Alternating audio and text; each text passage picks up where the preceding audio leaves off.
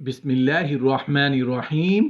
السلام علیکم ورحمۃ اللہ وبرکاتہ۔ محترم ناظرین، جب حضرت بی بی زینب سلام اللہ علیہا کو اور حضرت امام حسین علیہ السلام کے سر مبارک کو دمشق کے بازاروں سے لے کر یزید کے دربار تک پہنچایا گیا تو یزید کی بیوی نے قیدیوں کے ساتھ بہت ہمدردی کی۔ یزید کی بیوی اصل میں کون تھی؟ اس نے بی بی زینب کو کیا کہا تھا اور یزید کے دربار میں جا کر سب کے سامنے یزید کو رسوا کیوں کیا تھا، جبکہ وہ اس کی بیوی تھی؟ جب یزید کے حکم پر امام حسین علیہ السلام کے سر کو کاٹ کے رسول اللہ کی بیٹیوں کے ساتھ قیدی بنا کے شام تک پہنچایا گیا تو یزید نے اپنے سپاہیوں کو یہ حکم دیا کہ رسول کے نواسے کے سر کو شام کے باہر روکے رکھو، اور شام والوں کو کہا کہ آج کا دن عید کا دن ہے۔ ہر شخص نئے کپڑے پہنے اپنے اپنے گھروں کی چھتوں پہ چلا جائے۔ جیسے ہی رسول اللہ کا قیدی خاندان آئے تو پتھر مار کر اس کا استقبال کرے۔ تاریخ نے لکھا 3 دن تک رسول اللہ کی بیٹیوں کو شام کے باہر ٹھہرایا گیا اور شام کی گلیوں کو سنوارا گیا۔ شام کے ہر فرد نے نئے کپڑے پہنے، اور جب رسول اللہ کا خاندان قیدی بن کر شام کی گلیوں سے گزرا تو کہیں سے کوئی پتھر مارتا ہے، کہیں سے کوئی گرم پانی پھینکتا ہے، کہیں سے کوئی تماشا دیکھتا ہے۔ رسول اللہ کی نواسی بی بی زینب سلام اللہ علیہا بے چادر شام کی گلیوں میں چل رہی ہیں۔ امام حسین علیہ السلام کا سر نو کے نیزہ پر قرآن کی تلاوت کر رہا ہے۔ جیسے ہی قیدی سادات یزید کے محل میں پہنچے، یزید نے امام علیہ حسین علیہ السلام کے سر کو سامنے رکھا، ہاتھ میں لاٹھی کو لے کر امام حسین علیہ السلام کے سر کی توہین کرنے لگا۔ ایک روایت میں ہے کہ جس وقت قیدیوں کو دمشق میں لایا گیا اس وقت ایک عورت یزید کی بیوی ہند کے پاس آئی اور کہا، اے ہند، ابھی ابھی کچھ قیدی آئے ہیں، انہیں دیکھ کر دل دہل اٹھتا ہے، آؤ وہیں چلتے ہیں۔ ہند اٹھی، اس نے عمدہ لباس زیب تن کیا اور اپنی چادر اوڑھی اور اس مقام پر آئی، اور اس نے خادمہ کو حکم دیا کہ کرسی لائی جائے۔ جب وہ کرسی پر بیٹھ گئی تو بی بی زینب کی نظر اس پر پڑی۔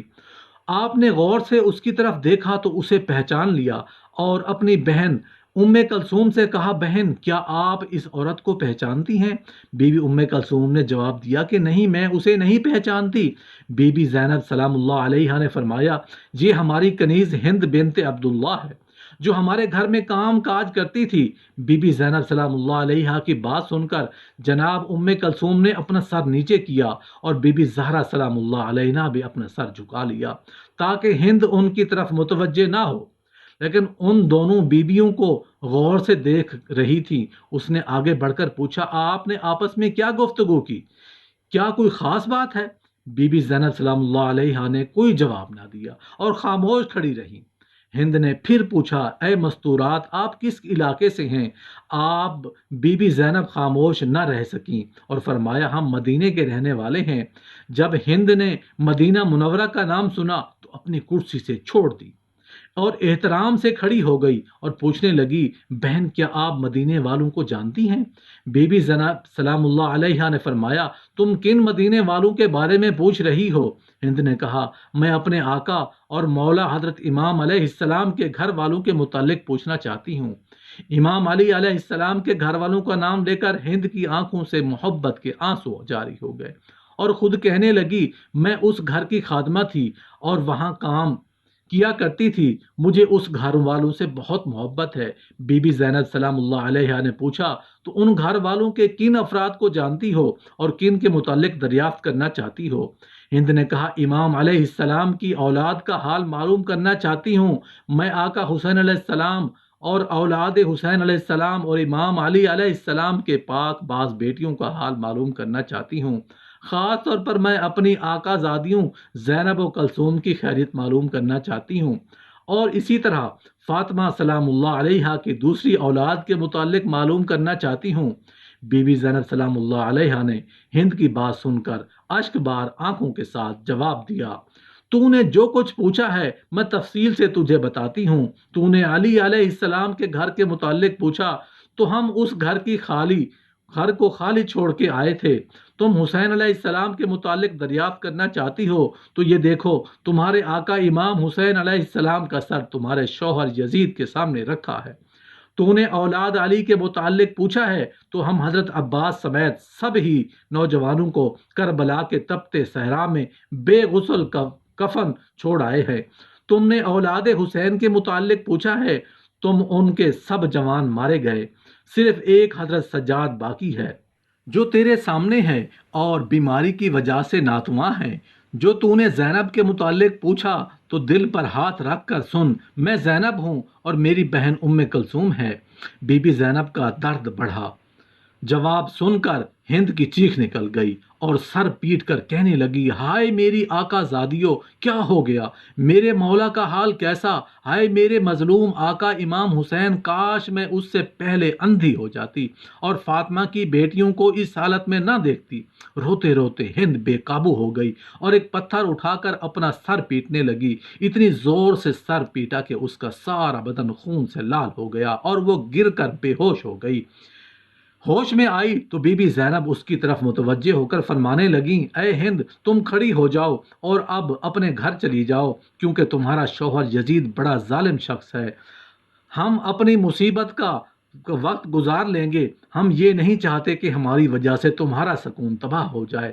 ہند نے جواب دیا، خدا، مجھے اپنے آقا مولا حسین سے زیادہ کوئی عزیز نہیں، میری پوری زندگی کا سکون ختم ہو چکا ہے اور اب میں اپنی زندگی کے باقی لمحات اسی طرح روتے ہوئے گزاروں گی۔ اور اے میری آقا زادیو، آپ سے درخواست کرتی ہوں آپ سب میرے گھر آئیں، ورنہ میں بھی آپ کے ساتھ یہیں بیٹھی رہوں گی اور اپنے گھر نہیں جاؤں گی۔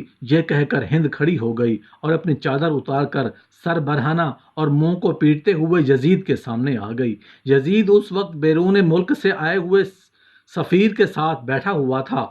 اس سے مخاطب ہو کر کہا کہ اے یزید، کیا تم نے حکم دیا تھا کہ میرے آقا امام حسین کا سر نوک نیزے پہ بلند کیا جائے اور دروازے پہ لٹکایا جائے؟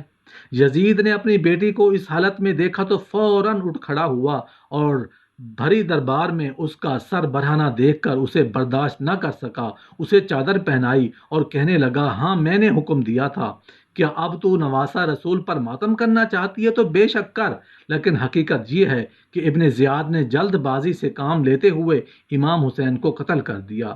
جب یزید نے مکروہ فریب سے بھرے جملے کہے تو اس وقت اس نے ہند کو چادر اٹھا گئی اور لیکن اس کی بیوی ہند نے کہا، اے یزید، خدا تجھے تباہ کرے، اپنی بیوی کا سر دربار میں برہنہ دیکھ کر تیری غیرت جاگ اٹھی، مگر تو رسول زادیوں کو سر برہنہ سرے بازاروں میں دربار میں لایا اور ان کی چادریں چھین کر انہیں نامحرموں کے سامنے لاتے وقت تیری غیرت کہاں مر گئی تھی؟ لعنت ہو تجھ پر اے یزید۔ لکھنے والے لکھتے ہیں کہ جس وقت امام حسین علیہ السلام کا سر مبارک یزید کے سامنے لایا گیا، اس وقت یزید کی محل میں روم کا ایک سفیر موجود تھا۔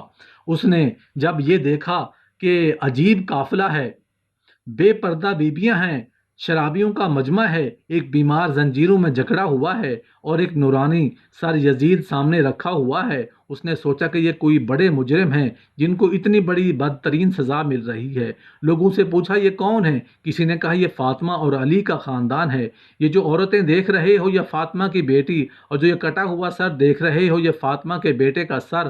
اور پوچھنے والا، کون فاطمہ؟ یزید کے وزیر نے کہا، فاطمہ بنت محمد۔ پھر اس نے پوچھا، کون سا محمد؟ وہ کہنے لگا، محمد اللہ کا رسول۔ وہ چیخ کے بیٹھ گیا اور حیرت سے کہنے لگا، یعنی یہ خاندان تمہارے نبی کی بیٹی کا خاندان ہے؟ افسوس ہے تم پہ، میں ہمارے نبی کا داؤد علیہ السلام کا 40واں پوتا ہوں، لیکن آج بھی میری قوم میرا احترام کرتی ہے، لیکن افسوس ہے تمہارے نبی کو ابھی 50 سال تک نہیں ہوئے اور تم نے ان کے خاندان کا یہ حشر کر دیا۔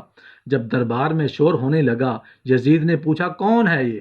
سپاہیوں نے کہا، روم کا سفیر ہے، تو یہ کہہ رہا ہے کہ جس نبی کا کلمہ پڑھتے ہو اس کے خاندان ان کو قتل کرتے ہو۔ یزید نے کہا، اس کی یہ مجال، اس کا سر قلم کر دو۔ جب اس کا سر کاٹا جا رہا تھا تو وہ کہنے لگا، میں تسلیم کرتا ہوں کہ تمہارا نبی سچا ہے، لا الہ الا اللہ محمد الرسول اللہ۔ سپاہیوں نے پوچھا، ہم مسلمان تو تمہیں قتل کر رہے ہیں، تم ہمارے نبی کا کلمہ کیوں پڑھ رہے ہو؟ وہ کہنے لگا، کل رات میرے خواب میں عیسیٰ مسیح اور حضرت داؤد علیہ السلام آئے تھے اور وہ فرما رہے تھے کہ تمہاری وجہ سے ہمارا سر اونچا ہوگا، تو آخری سچے نبی محمد صلی اللہ علیہ وآلہ وسلم کے نواسے کے لیے سچ کہتے ہو مارا جائے گا۔ اے لوگو، میں تسلیم کرتا ہوں کہ تمہارا نبی سچا ہے، لیکن افسوس ہے تم لوگوں نے اپنے نبی کی صداقت، شرافت اور اس کے خاندان کی قدر نہیں کی۔